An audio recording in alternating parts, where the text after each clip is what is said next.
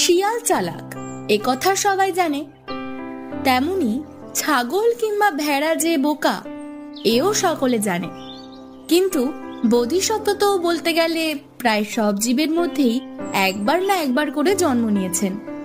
যে জীবের মধ্যে জন্ম নেন সে তো অসাধারণ হবেই। এবারে এরকম এক ছাগলকে নিয়ে গল্প। কেউ কেউ ভেড়াও ভেবে নিতে পারো। ছাগল ও ভেড়ার মতো হদ্দবোকা তো আর কোনো প্রাণী নেই। সে সময়ে হিমালয়ের পাদদেশে প্রচুর ভেড়া ছাগল চড়ে বেড়াতো। পাহাড়ের পাদদেশ বলে ঘাস জঙ্গলও দেদার। ছাগলরা মনের সুখে খেত আর নাদুস নুদুস হতো। ছাগলদের এহেন তেল চুকচুকে চেহারা দেখলে কার না লোভ হয়। তো সেই পাদদেশে এক সময় ঘুরতে ঘুরতে এক শিয়াল আর তার বউ শিয়ালি এসে হাজির। দূর থেকেই নদরকান্তি ছাগল ও ভেড়া দেখে তো শিয়াল আর শিয়ালির জিভে জল এসে গেল। এই লোভ নিয়ে ওরা গুটি গুটি এগোতেই ঝোপ জঙ্গলের শব্দ পেয়ে ছাগল ভেড়াদের দুদ্দার দৌড়। শিয়াল ও শিয়ালি তাই খানিকটা হতাশ হলো। ছাগল ভেড়াদের এমন দৌড়ঝাঁপ দেখে তো ভেড়া ও ছাগলদের অধিপতি মেরমাতা অবাক। কি হয়েছে, অমন ভয় পেয়েছো কেন? ছাগলেরা ভয়ের কথা জানালো। ভেড়ারা বলল, রানীমা, আমাদের সামনে বিপদ, আপনি রক্ষা করুন। মেরমাতা সকলের যে চেহারায় বড়, হৃষ্টপুষ্ট। সে বলল, ঠিক আছে, তোমরা উত্তর দিকে যেও না, আমি দেখছি। সকলে তো ভয়ে অস্থির। শিয়ালের যা বুদ্ধি এবং নখ দাঁত যা হিংস্র, মেরমাতা একা গেলে আর রক্ষে থাকবে না। রানীমাকে যদি শিয়াল জব্দ করে ফেলে তো বাকিদের জীবন আর কদিন। তখন তো এই অঞ্চলটা শিয়ালের রাজত্বে চলে যাবে। ছাগলেরা যখন এইসব বলাবলি করছে তখন মেরমাতা অভয় দিল। দেখ, প্রাণ তো একদিন সবার যাবেই, জগতে কেউ অমর নয়, সুতরাং প্রাণ গেলে আগে আমারই যাক। তোমরা আমাকে দলনেত্রী বানিয়েছ, এই বিপদের সময়ে আমি পিছনে থাকবো, আগে আমার নিজের কথা ভাববো। এমন অধম এবং ভীতু আমি নই, একবার চেষ্টা করে দেখি। বলে ভেড়াদের মুখের দিকে তাকিয়ে দেখে ভেড়াদের মুখ ভয়ে সাদা। ছাগলগুলো ভয় কাঁপছে। বাচ্চা ছাগলগুলো তো কান্না জুড়ে দিল। বলল, না, তুমি যেও না। মেরমাতার এক কথা, ভীতুরা বারে বারে মরে, মরার আগেই মরছিস কেন? বলে জোরসে ধমক দিল। কাল ওদিকে যাবি না কেউ।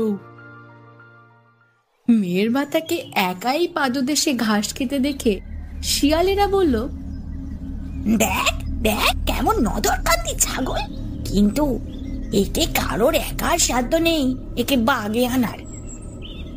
শিয়াল আর শিয়ালি তখন সলা পরামর্শ করে ঠিক করলো মেরমাতার কাছে প্রথমে একজন যাবে, বন্ধুত্ব গড়ে তুলবে, তারপর সুযোগ বুঝে ঝাঁপিয়ে পড়বে। আর একে তুলতে পারলেই আগামী 1-2 বছর এখানে দিব্যি সুখে থাকতে পারবে। তখন তো সব ছোট চেহারার ভেড়া মারবে আর খাবে। এতে যতদিন চলে এখানে যা ভেড়ার পাল আছে তাতে এমনকি বাকি জীবনটাও কেটে যেতে পারে।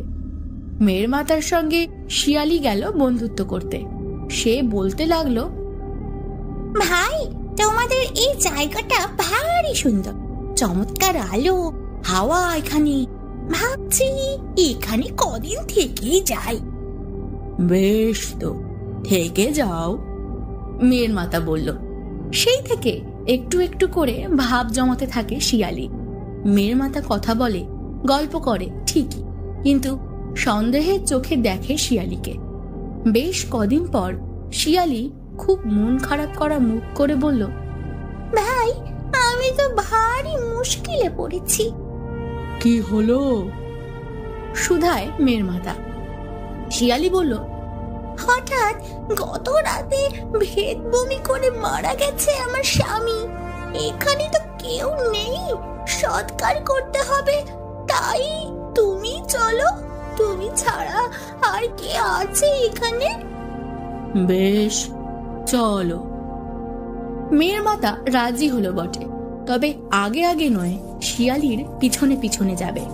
যাচ্ছিল, কিন্তু হঠাৎ দেখে ঝোপের আড়ালে শিয়ালির বর শিয়ালকে। ওদের দেখেই শিয়াল মরার মতো শুয়ে পড়ল। তা দেখে দে দৌড়, মেয়ের মাতা পালালো।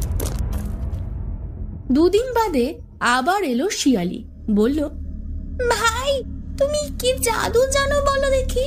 তোমার পায়ের শব্দে আমার স্বামী শিয়াল উঠে বসলো। আসলে হয়েছিল কি, বমি করে করে জ্ঞান হারিয়ে ফেলেছিল। আমি ভেবেছিলাম মরে গেছে। সে যাই হোক, আমার স্বামী বলল তোমাকে ডেকে আনতে। তোমার পরশে এসে জেগে উঠেছে, তাই তোমাকে পেট পুড়ে আমরা খাওয়াবো। মেয়ের মাতা জানতো শিয়ালি আবার আসবে, সে তৈরি হয়েই ছিল। সে বলল, বেশ, যাব, কিন্তু সঙ্গে যাবে আমার 4 বন্ধু। কোথাও কেউ খাওয়ার নিমন্ত্রণ করলে এরা আমার সঙ্গে যায়। এদের ছাড়া আমি কোথাও নিমন্ত্রণ খেতে যাই না। এদের কথা তো আগে শুনিনি, এরা কারা? জানতে চাইল শিয়ালি। মেয়ের মাতা মুচকি হেসে বলে, এরা হলো 4 কুকুর। এদের আবার প্রত্যেকেরই আছে 100 সঙ্গী। ওরা গেলে এরাও যায়, আর এরা যদি পেট পুড়ে না খেতে পায়, তাহলে যারা নিমন্ত্রণ করে খেতে দিতে পারে না, তাদের আস্ত রাখে না। এই কথা শুনে শিয়ালির তো বুকের ভিতরে ঢিপ ঢিপ শুরু হয়ে গেল। বলল, তাহলে থাক, আমরা এতজনের খাবার জোগান দিতে পারবো না। বলে দে ছুট। শিয়ালকে দেখে হাঁপাতে হাঁপাতে শিয়ালি বলতে থাকে, আর এক মুহূর্ত নয়, আগে ভাগো, ভাগো এখান থেকে। ওই ছাগলকে যত সহজ মনে করেছিলাম ততটাও নয়, ভাগো ভাগো।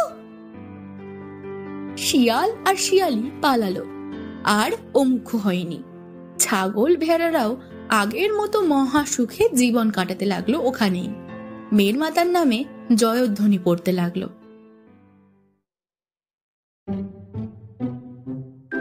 তাহলে বন্ধুরা, আজকে এই গল্প থেকে আমরা বুঝলাম, বুদ্ধির সঙ্গে সাহস থাকলে জয় অবশ্যই হয়। Thank you.